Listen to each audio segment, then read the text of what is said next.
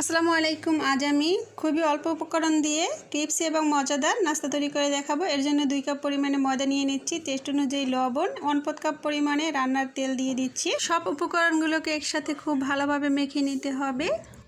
অল্প করে গরম পানি অ্যাড করে আমি একটি ডো তৈরি করে নিচ্ছি। প্রথমে একটি চামচ দিয়ে আমি মেখে নিচ্ছি, কারণ আমি এখানে যেহেতু গরম পানি নিয়েছি। এরপরে হাত দিয়ে খুব ভালোভাবে একটি ডো বানিয়ে নিলাম। এখন রেস্টে রেখে দেবো 20 মিনিট। অন্যদিকে আমি কিছু ভর্তা তৈরি করে নিয়েছি। এর ভিতরে আমি 2টো ডিম গ্রেট করে নিচ্ছি। নিয়ে নিচ্ছি আমি 2 প্যাকেট ম্যাগি মশলা, সাথে আমি নিয়ে নিচ্ছি টেস্ট অনুযায়ী লবণ। এখানে পেঁয়াজ আর মরিচ আমি ভেজে নিয়েছি। সব উপকরণগুলোকে একসাথে আমি খুব ভালোভাবে মেখে নিই। আমি একটি পাতলা রুটি বেলে এখন একটি কৌটোর মুখ দিয়ে কেটে নিচ্ছি। তোমরা চাইলে যে কোনো কিছু দিয়েই কেটে তারপরে এই নাস্তাটি তৈরি করে নিতে পারবে। তোমাদের আমি এখন একটি নাস্তা তৈরি করে দেখিয়ে দিব।